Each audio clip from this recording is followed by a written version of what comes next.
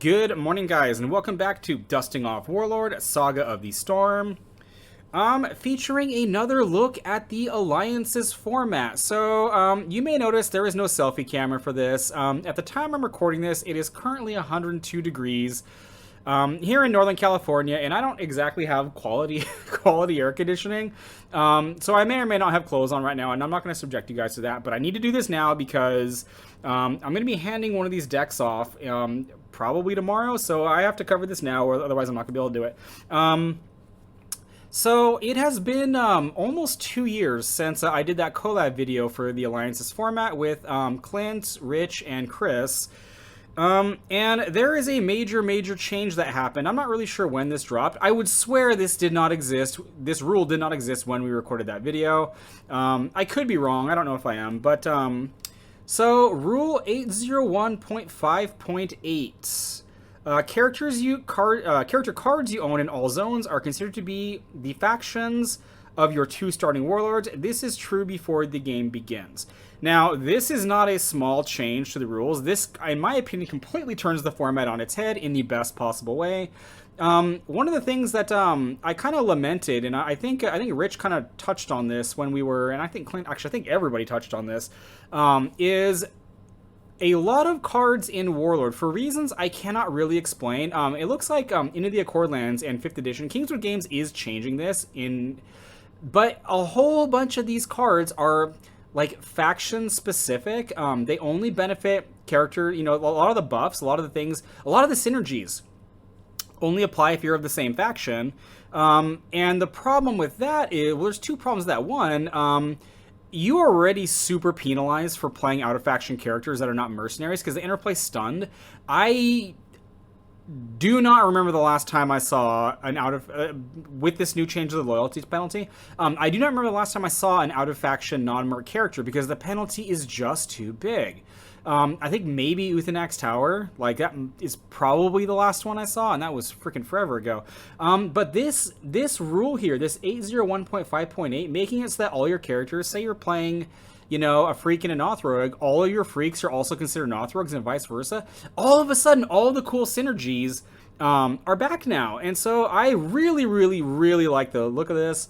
I like how this seems to be very much more intuitive. And it gets around a whole bunch of the issues that, and again, I think mostly Rich covered this, where a lot of faction merging just did not work because the cards simply wouldn't play together. So, so what we are going to be doing for our first foray into alliances is, because a couple of us still have our collections, like we still have all of our cards, and so we can pretty much play whatever we want. But we have several people who they either didn't play Warlord before this, or their Warlord collection was like a single random deck. And so what we decided to do was we were going to be basically playing just Into the Accordlands and the Box of Greed. And so, your only options for this are from those 2, the Box of Greed and the first set. This is, again, going to be expanding whenever the next set drops, but for the moment, this is what we're limited to. And one of the things about that, immediately when we decided this is what we were going to do, you probably already know what I was thinking. Immediately, my first thought was, Adarami with Adathan Celestial Messenger, because, oh my gosh, could you pump some of your level 1s into the freaking stratosphere with that? Plus, Adarami gets to look for them, which is pretty awesome. She does have that stupid chibi artwork, but whatever. I'm going to play my old one. But the issue with this that I had was there are not enough freaks, there's especially low-level freaks, level 1s and to a lesser extent level 2s. There's not enough of them. There's, I want to say, like 13 candidates for Adathan and even less for Adarami, and that's not really enough, I think, for this. You move this over to Ancients, and you might be onto something there. The other one that I thought that felt kind of flashy and kind of dangerous was a General Lund with Albrecht, because General Lund can ready Albrecht, and Albrecht is pretty freaking choppy. He doesn't have his Nothric daggers, but there's still plenty of other crap you can give him, and that looks pretty good. If you didn't want to do Albrecht, if you want to be a little bit safer, you could play like Fade Rowan and shoot things, and you get a similar effect with Lund. But actually, so what I am going to be playing for this is I'm going to be doing a War Boss as Call alongside High Acolyte Helene, which kind of made me... I was kind of surprised when I settled on this because I'm like, Zach, there are some pretty awesome Ancients Warlords you have access to. But this, one of the things about Into the Accordlands, and I'm not saying this is correct, this is just how I perceive that set, is it really, really feels like the way to win with this is to play fighters and move them forward. Again, I am some random person, you know, I don't know what I'm talking about. But pretty much every time I've seen people try to do other stuff, it's not that it doesn't work, it's that it's nowhere near as good as playing fighters, giving them crap and moving them forward and having them punch things. And I mean specifically the fighter class, not just higher level characters. So, War Boss, again, obviously works very, very well with fighters, and this guy is a very, very good example of his first trait, your fighters that move this turn gain power attack +5. This does not need to be Nothrogs that this affects. His order also, target your fighter and do one of a whole bunch of cool stuff, also does not need to be a Nothrog, which is really awesome. In this case, it wouldn't matter because all the characters in here are going to count as Nothrogs anyway. And then a High Acolyte Helene. I think it's Helene. It's either Helene or Helen. I don't know. Your level 4 character, in this case it's all the characters, and my Nothrogs are also considered devs, may enter play as if they were one level lower. I mean, again, I just talked about moving fighters forward. This is basically a free point of movement that is optional for all of your level 4 fighters. Level 4 characters, you know, if you say you have an 8th level item, you don't want to take advantage of it, you don't have to, but other than that, they all get basically to enter play one rank closer, which is pretty awesome. She also has this limited react. After High Acolyte Helene targets your character with a spell, spend target non-warlord character in an opposing first rank. Again, also seems pretty good to lock something down. I really wish Master Nandale were in this because that would be pretty awesome. He'd synergize with her so well. There'd be 2 lockdown effects, and he would get to enter play in rank 3, but whatever. So I'm not going to go over everything. Basically, all this deck is it's basically just, you know, fighters and stuff like Justinian out of the freaking box agreed. Who's an asshole? Gedner. Oh my gosh. The unnerfing of Gedner. I am so happy when I saw this. Like, because, yeah, I've already raged. You know what? They know better. I don't have to say anything else. You know, Tamar the Protector, buffing all of your fighters. Oh, you have, you know, some stuff like Ged Bane and Ged Dawson, who got reprinted in 4th edition. The Mighty Mug, whose movement and striking. This guy is actually fascinating. The way he interacts with Durun, whatever this guy's name, this Elf Orc Barbarian, sure. What even is that? An elf? Or yeah, I don't want to think about that. Basically, the Mighty Mug can target this guy. He can throw him forward. You'll suffer a wound. You will limited react to perform a melee strike. And then the Mighty Mug gives you a melee strike after you've landed. And then you can spend him to attack. That's so cool. I love stuff like this. That's so awesome how those two synergize together. You know, there were some other characters out of the box agreed. You know, you had Sathos, spend order, draw a card. Virusk, who I think this guy also got unnerfed because he was in 4th edition, but I didn't play him because I think he was freaking terrible. Nemta, Cardinal Broman, and Corrine Drac. Again, lots of cool characters. There's a decent amount of level 4s in here. You know, the Dragon's Reach faction, you know, Lady Estelle and Rock. But you also have just plenty of other random stuff. You know, you've got Quick Shielding and Quick Strength, along with Mass Blessing. You have Fairhaven Guy and a journal entry to go find them. Nedwin's Codex, because War Boss is, again, he's not going to go to the front because I think it's too dangerous to do that. So I have no problem maneuvering him backwards a couple times and eventually being able to equip stuff like this. You know, Vanguard's Presence, Storm Shard, Hod's Legacy, a whole bunch of great stuff. You know, Steeds out of the box agreed, Heavy Charger, Dark Horse, and Wyvern Steed. All great stuff to go along with the Riding Horse and the Meredith Mare. You know, you have Back Alley Tavern, you have Minor Miracle, Invoke this Wrong, Loyalty's Reward. There's just so, I think this is, I'm probably not going to win with this. I don't really care if I win. This looks like it's going to be both fun to play, and it feels like this is going to be really, really intuitive to play, too. Like, it's just, play your fighters, move them, give them some buffs, and yeah, I'm excited to play this. Now, what I am doing for my brother is, Oh, this is so strange, and I need to cover again. I need to cover this now, even though it's freaking super hot outside and I'm sweating like a pig, because I don't know if I can actually remake this. So what I'm doing with him, and there's some very odd Scornergy or anti-synergy things in this deck. So we're doing Grand Inventor Auto alongside Shaisa the Weaver. So these two together immediately, there is some kind of anti-synergy here. Okay, so Grand Inventor Auto. As a limited order, you can equip a trap token each of your characters in your first rank without a trap. It is nice that in this format you have 4 characters in your rank. Once it's 4 traps they get. The thing is those traps potentially explode in your opponent's face, and because of that, they may not want to attack your guys. And if they're not attacking your guys, Shaisa the Weaver is not using her ability, the death react that she gives everybody. So I actually. I actually thought for a second, I can make this even trollier. We are playing a Tybast and Typhara in this deck because they're both in the box of greed, and they will make the Grand Inventor Autos traps. If you can start the Tybast and you can kill them yourself if they won't do it, which they probably won't. But as soon as those 2 characters in your discard pile, that's DC 14 traps you're throwing out for free every turn. That seems pretty good. But I thought about instead of Shaisa the Weaver. I thought about doing oh my gosh, why is his name not coming to mind? You know what? Hold on. Okay. This is pathetic. Tavis, where is he? Tavis Jape, yes. And switching Tavis to evil, like literally just telling my brother, hey, your first action is to pass, and you're gonna make Tavis evil, and you're gonna troll the game because all of a sudden, everybody is getting -3 to their rolls. Everyone else is getting -3 to their rolls, and if they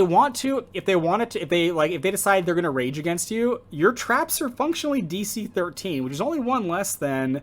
The Typhara and Tybast in your discard pile. This might be better, but this is also I could totally see this being the thing that unites everybody against you because it's just like fuck that shit. They are both clerics though, so a lot of the action and item things would basically be interchangeable.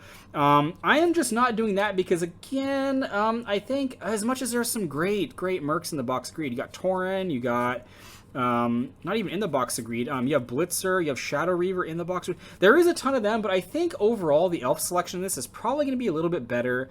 And then again, this deck is not doing anything, I think, especially flashy. There is no, like, boom, I gotcha combo in this. This is, I think, because I kind of want to play this myself, because I really, really like the idea of this deck. But, kind of he's gonna end up doing is he's kind of just gonna not just sit there, but he's going to heavily dissuade people from attacking him. Because again, you'll have to go through the traps, the mines, and if you kill somebody, you'll get to, if they kill one of your guys, you get to survey. So as far as not wanting to give other people stuff, that seems, yeah, I wouldn't want to give him that stuff.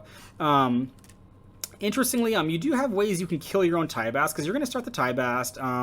I think what it's going to be Tybast all by himself off to the left or whatever, and then a Grimfey Prowler, and Jagorl with a chant in between the two of them, just so that chant's giving them the bonus. Tybast doesn't get it. And then in rank 2, you have a Hrun Instigator, so you can move him forward, and then you can use his limited order to start strikes happening. And because he's making his strike that's not from attack, he can potentially kill the Tybast himself, which is pretty awesome. You still get the death react, and it's so strange, but I think it's going to be pretty interesting. But the rest of this deck is just, I don't want to say it's hodgepodge, but it's kind of hodgepodge. It's, Mistress Alondra, Golden Grove Mage, Ramorna out of the Box of Greed, Callow Rowan, Alloy Gargoyle, Mentor, Frenzy, all that good stuff. Both of the dragons, Ashvale and Darkwatcher. And again, it's not doing anything like, it's not setting up for a specific strategy. It's just a whole bunch of advantage cards. Ring of the Savant, Hod's Legacy, Well of Screams, Gettings World Atlas, Storm Shard, and then some healing. Soothing Waters, Minor Miracle. I don't think I have it in here. I was gonna put the thing that gives a simple shield to someone. Did it make it in here? No. There's a bunch of blaster spells too, because the box of Greed has some good ones. It's got Incinerate. He's got Conjure Storm and Heaven's Wrath. So that's good shit right there. I think there's a copy of, is it Anvil? Where is this card? Oh, maybe it's not in here. Huh. Okay, well, there was a dude who makes a simple shield. Oh yeah, he's right here. Anvil. Okay, yeah. So you can use that to create a simple shield token, and again, give you guys some more survivability. Yeah, it's just sit there, it's play dudes, and then punish them for attacking you, and hope you can win the long game. I don't know if it's gonna work. I am excited to one. I really wish I had. I don't think I have the cards to make this twice, but I am hoping he's gonna do well with this. So, yeah. Now, again, one of the things about 801.5.8 and the changes that made is a whole bunch of things that I wanted to do, or a whole bunch of ideas that I had, all of a sudden, they kind of become a bit more viable, and by a bit, I mean significantly more attractive as options. So we just talked about High Acolyte Helene, and I think it's the previous video, it might be 2 videos ago, I covered Sir Robert the Vigilant. These two together, this looks really, really solid to me, okay? So Sir Robert lets you bring Free Kingdom's characters higher than the 3rd level into play as if they're 1 level lower. This will be all my characters, because in this format, they're all going to be considered freaks. And High Acolyte Helene has a similar rule affecting level 4 devs. These two together, if I'm understanding this correctly, and I like to think that I am, this means your level 4 characters enter play as if they were level 2, like in rank 2. That's pretty good, okay? Especially because you're playing freaks, and you have a bunch of innate movement already. You've got Bokbo, who, although I guess Bokbo wouldn't really help this, but you got Borg and Ferris, you have Jas and Fret, this just looks like, yeah, this seems pretty awesome. So, plus you have a cleric, you have a fighter. There's plenty of cleric support actions that are great.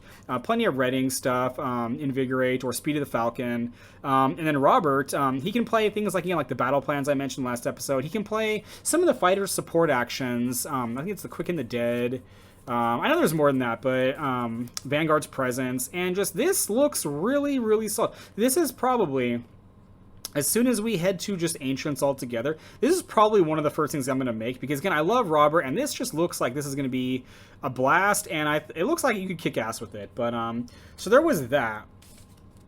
The other thing too that really, really got me to scratch my head was pairing High Priest Nasseril with anybody who is not a Nothrug, because if you were like me when High Priest Nasseril got spoiled, excuse me, and his techs may start the game with a level 3 Nothrug single-class fighter in rank 2 instead of one of your level 2 characters. Since all of your characters are Nothrugs before the game begins, every single level 3 fighter in the game that's not multi-class is all of a sudden a candidate for High Priest Nasseril, and there's a lot of factions. Again, say you pair this with Freaks. Moving something from rank 1 to rank 2 to rank 1 in Freaks is trivial. Just this seems, I think there's so many cool things you could potentially do with this. It is entirely possible that the Nothrugs already have the best things to play with this. I haven't really thought about it. It was just one of the things that hit my mind when I saw 801.5.8. So, now the other thing that I think is kind of interesting about playing in a small play group like ours, because again, we're just a bunch of friends playing. We don't really, we don't really care who wins. We'll break rules if we have to. We'll change things if we think it's necessary. And I think we covered this in the Alliance's video last time, is certain characters like Bershar Nin, Sakar, Marcus Shaw, out of the box agreed, and the Guildmasters like Duchess Brimmen. These characters playing out-of-faction characters is hugely linked to the entire design process behind them. Someone like Bershar Nin, my Bershar Nin deck doesn't have any Nothrugs that are not starting characters. Actually, I might have Saithis in it. But this guy in Alliances does not do anything. His spend order doesn't work because all of your characters are always Nothrugs, and his order to put a lower level character into play without loyalty penalty also doesn't matter, because you cannot have any characters in your deck that will benefit from this. I mean, I guess in theory, if you started like Ring of Piercing or something, which maybe that is what you're supposed to do with him, I don't know. But, characters like Sakar, Marcus Shaw, who is being reprinted in the Box of Greed, this guy doesn't really do anything except be a mercenary bard with charisma. Now, maybe that's good enough. That doesn't seem good enough. And the Guildmasters, again, a huge part of their identity is playing out-of-action characters. So we're almost certainly going to be rule zeroing these. I don't know how exactly we're going to do it. First impressions, gut reaction. You know, Marcus Shaw, him choosing a faction, that would be one of the factions that's not yours. And I mean, just shooting from the hip here, I would say, you know, say I paired Marcus Shaw with an elf. Okay, so it's mercenaries and elves. I can include whatever faction I pick with them. Say I pick dwarves, okay? I can put dwarves in my deck even though they contradict the actual rules because that's how Marcus Shaw is supposed to function. And, you know, maybe if Marcus Shaw dies, you can still play them, but they interplay stunned. They actually suffer a loyalty penalty then. So, same thing with Burshar Nin. This guy would probably be much easier to just let you play any out-of-faction characters with him, and I mean, maybe that's too good. I don't know. I mean, we'll cross that bridge when we get there, but I can see something where, again, your characters that do not have Nothrog or whatever faction you picked don't count as Nothrogs, and so Burshar Nin could actually use his ability to move them forward. I don't know. I mean, that's kind of speculative now, but we're gonna talk about that, I think, either before or after our first gaming session. So, and then there are just some other, you know, shooting from the hip things that I really like the idea of with this new rule. I mentioned the idea of Paladins United, of Orok and the Black Sun, which is the good Freak Paladins and the evil Dev Paladins joining forces. It doesn't really work, though, because, again, too many of the buffs that they give only affect their own faction. But pairing Ephraim Dawnshredder with Commander Chitin, this looks like a good time right here, okay? So Ephraim has his buff that gives other characters +2 attack and armor class while in a rank with a level 4 or higher paladin, and Commander Chitin gives Devranian paladins +2 attack, armor class, and skill when they have a steed equipped. Basically, all you need to do is give one of your Dev paladins that's level 4 or higher a steed, and all of a sudden he's getting a permanent +4 buff. So he's attack and armor class, +2 skill. And then Ephraim's, he's got movement too. Like this, oh, this looks so cool. I like the sound of this. And there are not that many paladins in any of the Accordlands. There's enough that I think Ephraim's still freaking solid. I've done extremely well with him so far. But you have so many more when you go into Ancients. So yeah, it looks pretty awesome. That looks like a good time. Another one was King Zod with Jodin Drak. So Jodin Drak is level 6. He's a fighter, and King Zod is level 5, who gives dwarves in your army +1 level for equipping items. Well, Jodin Drak is a dwarf now, so Jodin Drak can equip level 10 items right from the go. Like, right from the beginning, your first action can be playing, Hember's Fist, or Lothian Lawhammer, or Belt of Champions. Like, most items in the game he can equip just right off the bat like that. So that's potentially pretty interesting. I don't know how much I like fighter, because it feels... I don't want to say it feels limiting because it's Ancients and there's a freaking crap ton of stuff now. There's like Blade of Antiquities you can give him. There's a bunch of stuff. He can even equip 2 weapons, so you're not even super limited. So I don't know. I just thought that was pretty interesting. Yeah, level 10 items as the opening action. That seems pretty awesome. There's also Captain Ducat. So Ducat is, I think, he's one of the best, if not the best, shooty warlord in the game, in my opinion. He gives range strikes by your other Freak Kingdoms characters +3 to the roll, but all of your characters are freaks now. So if you paired them with something shooty, like, say, elves, like someone like, out of the box agreed, Cathal Rowan, that's giving all of your, because elves are pretty shooty too, that's giving all of them an extra +3. That seems awesome. If you don't want to play, double rogue or whatever, it's even something like Sanguinel and have wizard spells get that +3. Or play Nothrog, play siege characters to get that +3. Maybe him and Sivan Ashenstorm might be pretty awesome. So I just think that's pretty interesting. Ducat, because that bonus is strictly freaks, giving it to everybody that you join an alliance with, as it were, does seem pretty cool. If you paired him with the wizard also, you would have plenty of opportunities to have a wizard spell in your hand to use his arcane archery ability and do a +5 range strike. I don't know. And then rounding it out, one of the things that my brother Clint was talking about, I believe, was Samuel with, I think he had Samuel with Albrecht is what he did. So Samuel is actually, he's pretty interesting. It's really weird that this guy, I always think he should do better than he does. It seems for some reason he just doesn't, I don't know, like every time I've seen him played, it should come together and it just doesn't quite. That might be worse in alliances because you don't have 3 copies of Mass Blessing, you don't have 3 copies of Lift Up Your Voices, 3 copies of Embolden, you've only got 1 of each, but twice per turn, target under the Free Kingdoms within 1 rank. The target has a bonus to attack and armor class equal to Samuel's level. He basically has Gift from above with a slightly worse range, range limitation. But if you are moving out of freaks, you'd have something like Andalwick, who I just covered, or I will be covering. I don't know what order these are going to appear. But Andalwick already has insane stats and lots of strikes, giving him +5 twice.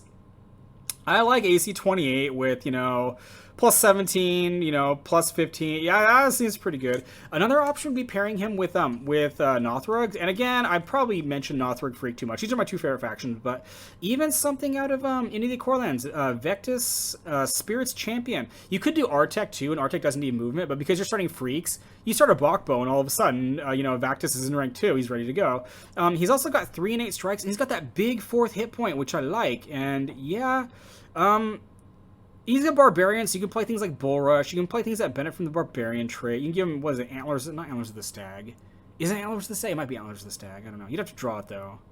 I just thought that was pretty cool. All the characters that, you wouldn't be able to use Samuel with because, he has to target, freaks. Even if it's not even a warlord you're doing it with. Because say you don't want to go to the front because you think it's too dangerous. Him with, like, Volanthe or him with Bloodworm. There's a whole bunch of stuff you can do with that, which I think is pretty interesting. And, again, that's just an ability he has on the top. He's still level 5 cleric, and he has access to all the great level 5 cleric stuff. Yeah. Also think potentially interesting. So, yeah. My playgroup played we played 2 games of Magic Commander a couple weeks ago because we did come to the decision that we wanted to try to play something that, because historically speaking, we would just, 2 people would be playing and everybody else was just kind of hanging out watching, and then once they were done, 2 other people would step in, or someone would play 2 games in a row. But we decided we wanted to play something over Discord that was a little bit more all of us are involved. So we did play Commander, and it worked out. So I'm just gonna, if you guys, so again, here in Northern California, it's me and one of my brothers is not too far away. The other one is a bit further. But some of the other people in my play group, they're not even in the same state as we are. And so playing over Discord, we just point our little web cameras down, we put our mics on, and we roll dice. At least in Warlord we roll dice. In Commander, we just we played the game, we had fun, and it was a great positive experience. And so I do like Warlord more than I like Magic, so I'm expecting great things from this. Don't know if I'll be doing a follow-up to this, but yeah, I tried to record this now because I'm handing off Auto with Shaisa to my brother tomorrow, and yeah, I'm waffling at this point. Guys, thank you so much for listening to this. God bless you, and I will catch you in the next video. A few moments later. Psych. Okay, so we are actually going to do some post-game analysis. So we did end up playing Ancients last night. It is mercifully cooler out now, so yeah, so I am dressed this time, and I'm just going to cover some thoughts and reflections I had on the game. It was a very entertaining experience. I will say I was not fully prepared for how long the game was going to take. Okay, so there were only 3 of us playing because what was going to happen was there was going to be hopefully 5 of us. One of the players, he had some stuff to do. The other one was going to be joining a little bit later. But again, some of the people in my play group are rather new to the game. So one of them in particular, my brother, who I built the Shaisa with auto deck, we were just going to do a kind of a test game real quick, just him and me, because we're the only 2 people online, to kind of give him a feel for it. The third player showed up like we hadn't even finished our first turn, our first 2 actions. I went first, he went. He hadn't even finished doing what he was doing because he was reading his cards. Third guy showed up, and he also has not played. I mean, none of us had played Alliances at this point, but he's still somewhat new to the game. So we kind of dealt him in real quick, and it took 4 hours for the 3 of us to finish this game. Okay, it took 4 hours. Now, our gaming sessions, 4 hours is not especially, that's not especially long for a gaming session for us, but for a single game, good heavens, man. And the interesting thing was, there was a lot of interesting things about this game. Nobody was doing, we have a term for it, I'm not going to use it. Oh, good lord. If you guys have played any kind of multiplayer, free-for-all game, there's one person, or there's an archetype of person who they won't really commit. They kind of hang back, and they don't really want to risk anything until, just imagine a giant, grand melee. There's one guy who's like, I'm not going to come out until there's only one guy left. And nobody was doing that. Everybody was, one of the guys was playing Artec, and his Artec went to the front, and yeah, he did end up getting killed, but, So the length of the game. Now I had heard that these games can take a while to play. I want to say when I was talking to Chris in the Alliance's video, I think I either asked him before or after if they were doing this online, and apparently they had tried to play this over either over Guardians of the Storm or just in the Warlord Discord, and the game's always timed out. And I understand completely now. So, and that I think there were potentially two reasons for that. One, the actual when you compare this to a game like Commander, Commander doesn't have rolling a dice and having to look up the result. Okay, just the simple act of where I don't know where it is, my dice tray, just the act of having to rolling the dice, waiting for it to stop, and then looking at the number. With how many dice are being rolled in this game, that adds up to a freakishly large amount of time. The second one is, again, unlike Commander, Commander is not generally checking for random variables like this. When you're attacking, my Commander deck is Lightning Army of One. When I turn her sideways, there is no does she hit you. It's either, does she, I don't, did she hit hard enough to beat your armor class? No, it's just I turn her sideways and she does her thing. In this one, there's a lot of, again, you roll the dice, you see the number, and you have to think, what did I need? Even if you had said the number beforehand, I'm looking for a 6, you roll, and then sometimes, we think, okay, do I actually need a 6? Yeah, we're good. But yeah, and so, basically again, the time involved in this, I almost think there wasn't really an issue in deciding what to target, because I think that I was kind of afraid that might add up too. It actually wasn't too much of a problem, but I almost think that in the future, if we were going to try this again, you might need to make it like a 2v2, a free-for-all on this. Like, yeah, I don't know. So kind of to recap things, I'm not going to go over everything. I'll try to recap some of the interesting points. So my High Acolyte Helene with War Boss Azkal deck basically did exactly what I wanted it to do. With the glaring exception that, for reasons, again, because we're just playing have fun, it's like, if you win, great. Nobody really cares. Now, Azkal has no reason to go to the front lines, and yet that's where I sent him with no items, no gear. I just had him up there because the game state was such that I was leveraging his attacks. And so just covering my deck real quick, it did exactly what I wanted it to do. I played level 4s, level 5s, some level 3s. I moved them forward and they punched things, as best they could.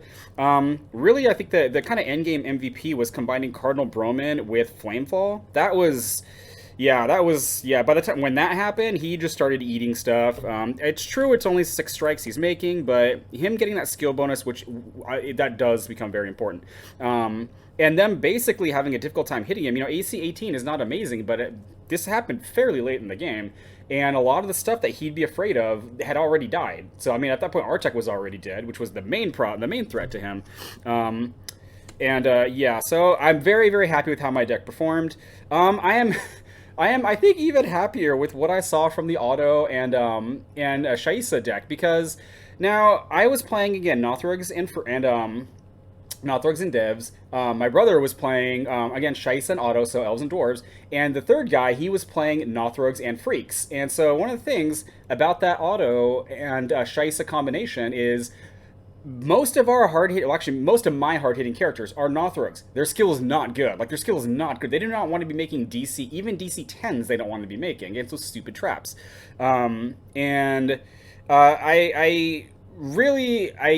The Tybas did make it into the discard pile eventually. I think in the future, he really needs to go out of his way to kill it himself, because we're not going to kill it. We do not want that guy in the discard pile. Eventually, the third player, he dropped a Durga, and the Durga was able to get rid of it, but it didn't have a huge impact on the game state, because it didn't enter the discard pile until kind of late.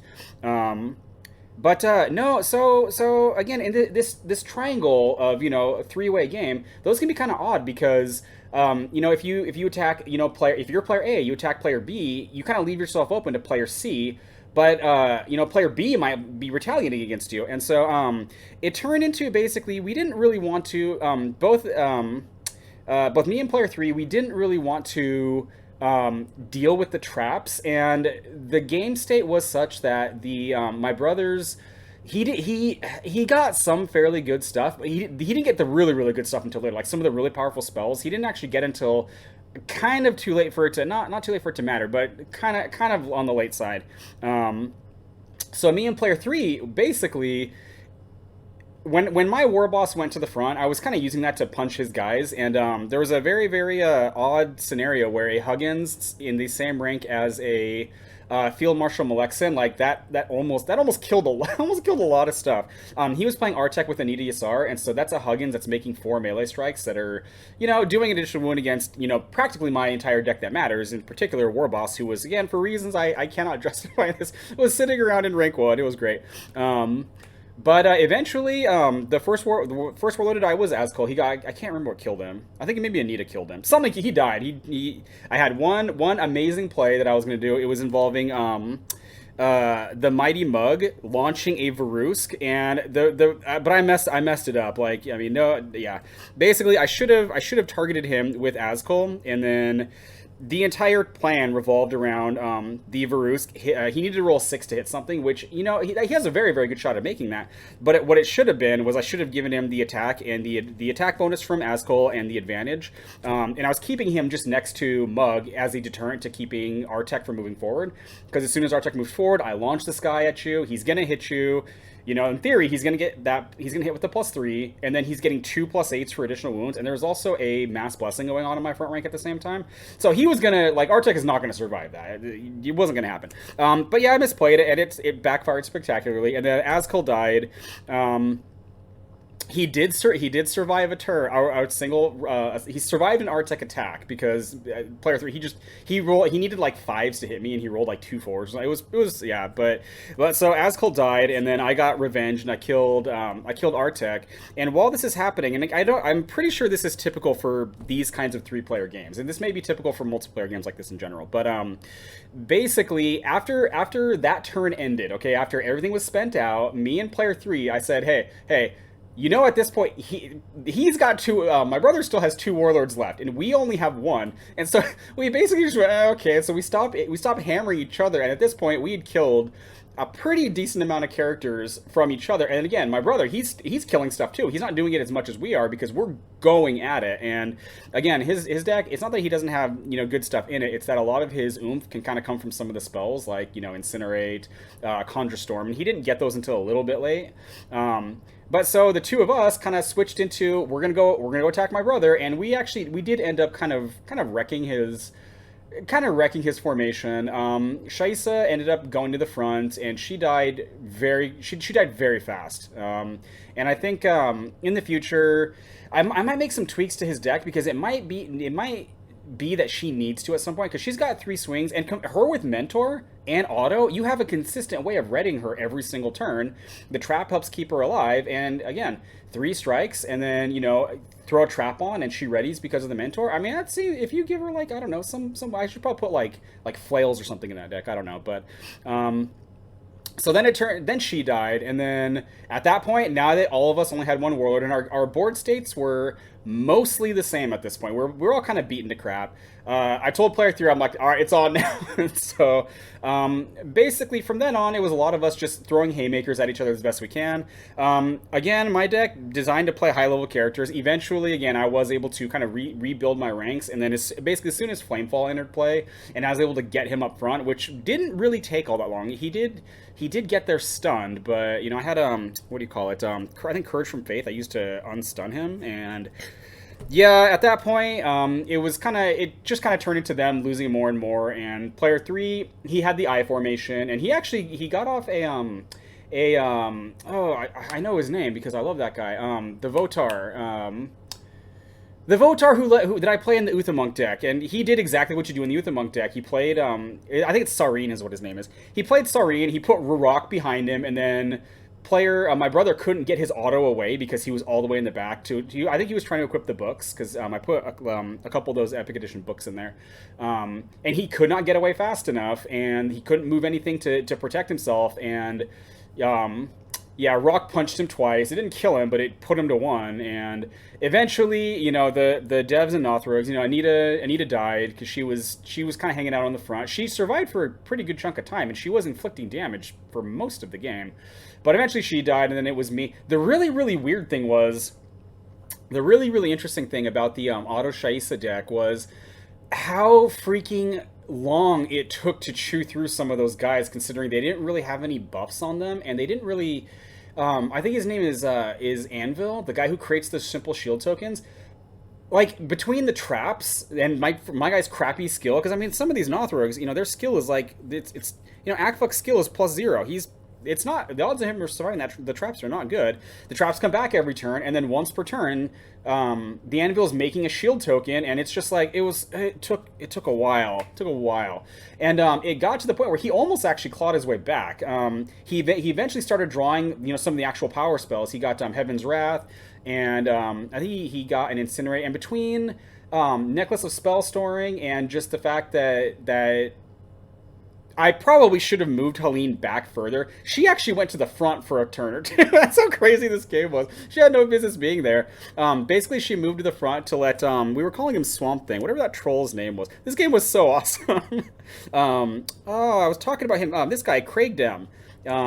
She basically moved forward because my strategy was, because I was sick of dealing with these stupid trap tokens. I was sick of having these simple shields on this anvil, and it may not sound like much, and again, we're not very good players. We're just having fun, but I was like, the new strategy is move guys next to him and start shooting. Just ignore all that shit, just shoot over it, and it actually worked pretty well. And Helene, yeah, it came to a point where her +9 skill and her +5, +3, these were viable to try to get through the damn traps. Okay, so, but she ended up at just 1 hit point left, and basically if Otto hadn't taken those hits from the rock earlier, he probably takes it at that point, because all he does is, he just moves forward, and then he's within range to start shooting her with things outside of the one shot from Conjure Storm and the Heaven's Wrath. He had like a scribed Incinerate, like he was ready to go, but he couldn't move forward because the odds of him dying to one of my guys with multiple strikes. I also had a Kingslayer in the front too. But he could have very easily just maneuvered forward, attempted to tank the damage. He was wearing oh gosh, I'm not good with the names of the cards in this set, the new set. The cloak that lets you fly, and he could have, if he had 3 hit points, he conceivably does just do that. He just flies forward and shoots me and I die, and it was like, oh, it was very, very interesting. But so yeah, in the end, Helene was the only warlord left standing, and again, but it was very, very interesting just how with how small that the formation was for the Auto Shaisa, how small his formation was. He kind of had like a, I think at best that sometimes he had 3 characters in rank 1, and he had 2 in several ranks behind them. They just would not die. Like, they would not die, because we would attack him, and then our guys would randomly blow up from the traps, and oh man. But it was a very, very entertaining experience. It did take a very, very long time to play. We did talk about some of the thoughts and reflections we had on the game after it. I'm almost of the mindset now. Normally, like in games like Commander, I don't think it really comes down to this, because I think those games are significantly faster. I was surprised at how much my brother was able to actually claw his way back, and how he almost managed to take it. But reality check with my game state, literally all I had to do was maneuver Helene back, and the game's over, because he's not going to get her back there. He doesn't have a way to get her back there. So he can Conjure Storm for 1 shot that can get her.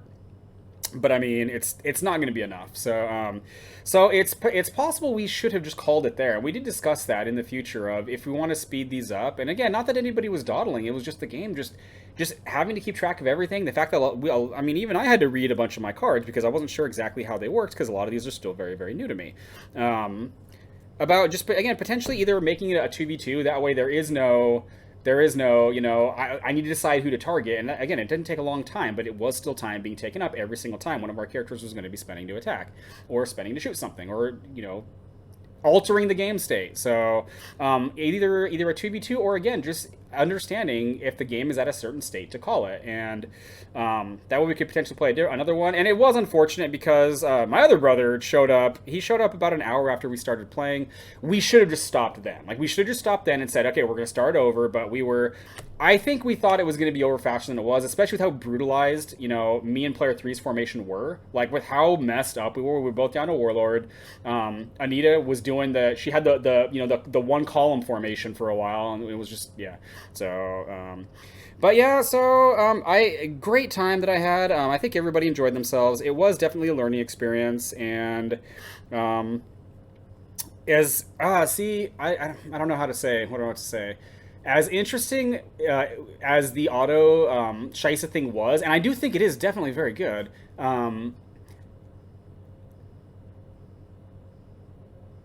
It doesn't really change my mind in the idea that in this format, yeah, admittedly we have the box agree too, but it feels like the most efficient way to play this is to play fighters and move them forward. Yes, I understand Flamefall is not a fighter, but playing fighters, playing characters like that, and moving them forward. If Ascol didn't have to go to the front, the game is totally different if I don't do that. That was me being stupid. It was great though. So he was chilling in the front with AC 13 and 4 hit points, and yeah, he died like a bitch. It was hilarious. So I'm waffling at this point. One of the things we did talk about was again, as more sets come out, whether we're gonna stick with this or whether we're gonna actually fully open up, fully open up to playing ancients. I don't know if we're gonna do that because I don't think everybody has the card pool. Like I have the card pool to do that, and one of my brothers has the card pool to do that. The other one is pretty much like all his decks are decks that I've given him. And player 3, I do not believe has a very large collection either. So yeah, I don't know what we're gonna do, but yeah, I don't know what else to say at the moment. So yeah, for real this time. Thanks for checking us out. God bless you, and I'll catch you in the next video.